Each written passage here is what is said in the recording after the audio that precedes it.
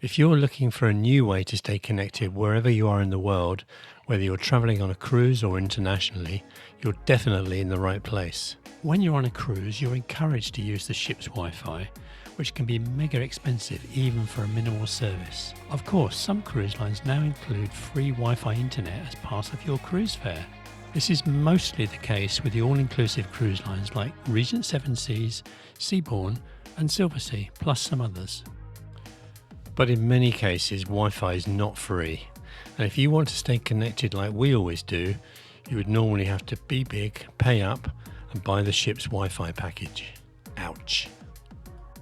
There is, however, another service available on most cruise ships, and this is the cellular data service that connects your cell phone to the ship's onboard cellular service. Now, there are two companies that provide this onboard cellular service on cruise ships, and they are Cellular at Sea and Telenor Maritime. When you're on board your cruise, cellular data roaming on board can catch many people out unless your cell phone carrier allows you to data roam at sea as part of your contract. If you don't have a contract package and your cell phone connects to one of these services, this can become mega expensive, and you only get to find out how costly it is when you get home. That's why normally everyone is advised to turn on airplane mode and turn data roaming off whilst on board your cruise. Now, before our recent Cunard Queen Anne cruise, we faced a nearly $400 cost for the Wi-Fi package. So we decided to look at alternative ways of maintaining our internet connectivity whilst on board, but at a much lower cost. What we found was an alternative new system of using eSIMs downloaded to your phone and to use the ship's cellular service. We simply downloaded an app with an eSIM package for either cruise or a country-based cellular service, or both, to the phone.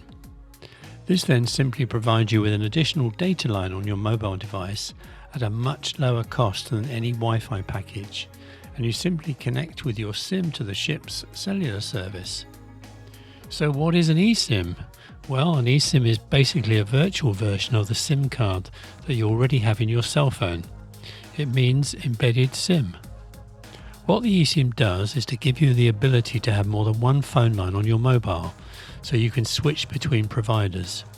So for example, I currently use EE as my main carrier, and I've added an eSIM from GigSky and one from Red Bull Mobile. So now I can choose which of the companies I want to access mobile data from. eSIMs are great when you travel to another country and you don't want to pay the roaming fees or buy the international plan from your main carrier. So you're basically switching to an eSIM provider for your data, whose plans can be significantly cheaper, and some include maritime packages like a GigSky and Red Bull Mobile. So who are the main eSIM providers?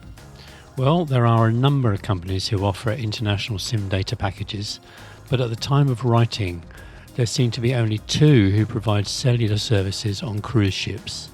These are GigSky, who use the Cellular at Sea service, used by the majority of cruise lines, and Red Bull Mobile, who use the Telenor Maritime cellular service, which is found on cruise lines like Cunard. So for our Cunard cruise, we used the Red Bull Mobile eSIM with a Telenor Maritime package. So what does an eSIM actually do? Well, eSIMs provide a mobile data-only service, so do not support SMS or traditional voice calls. This means that traditional international calling is not available on eSIMs. However, you can use voice over IP and messaging services like WhatsApp, iMessage, FaceTime, Messenger or Skype. When travelling on cruise lines other than Cunard, you'll need to check if they use the Cellular at Sea system or Telenor Maritime. Most cruise lines use Cellular at Sea, and for this you'd use the eSIM from GigSky. You can easily check which cruise lines are supported on their relevant websites.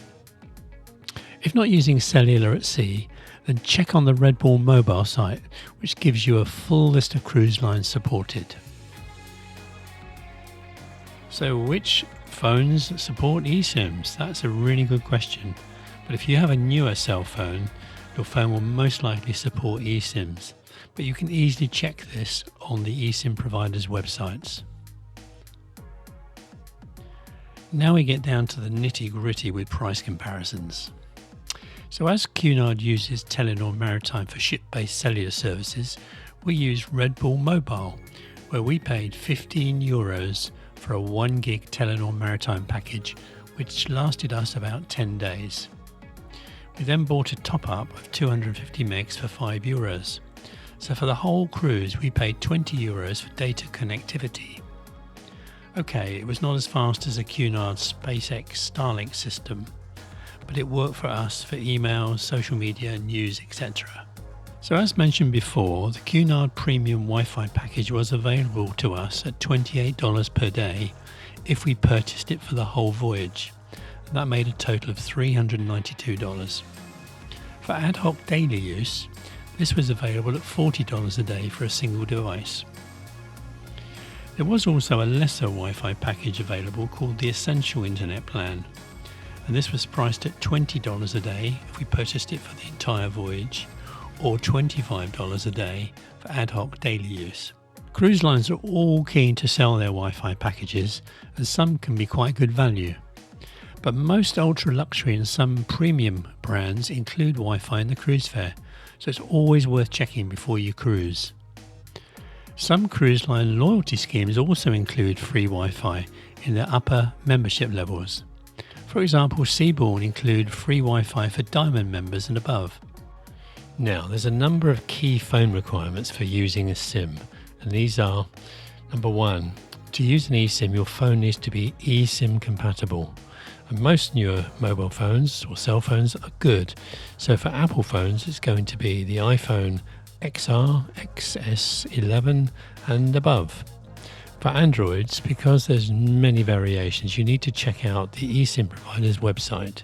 The second thing is that your phone needs to be unlocked. Otherwise, you won't be able to use a SIM card or an eSIM from another company. You can check this by calling your cell phone provider and asking them for the status of your phone, or you can do it yourself directly on your phone. So if you plan to use your eSIM on land, then you need to make sure the countries you are travelling to are covered by your eSIM provider.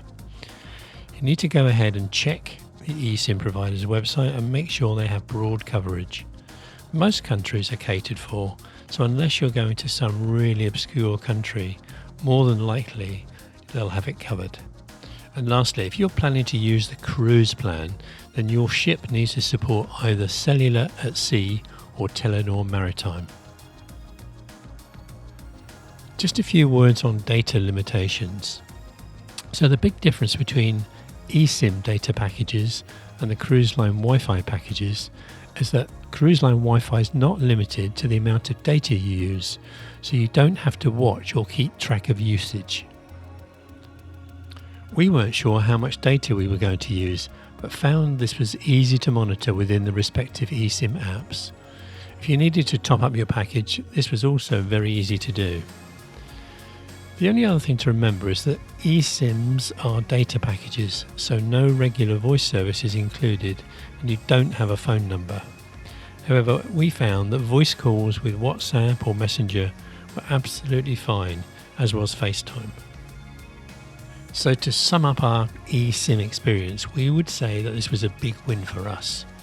With much lower costs than paying for cruise ship Wi-Fi, it was an experiment that worked well and we'll definitely do the same on our next cruise. Keep in mind that the service will only be available when the ship is more than 12 nautical miles offshore. So if you're within an hour or so of leaving port or landing at a port, you'll probably not get any ship-based service. But we found that using a country-based package still worked, and it really wasn't an issue. Thank you so much for watching this video, and hopefully you gained some value from it. If you did, then please consider giving us a like and then subscribe to our channel for more insights into luxury cruising. See you again soon. Thank you.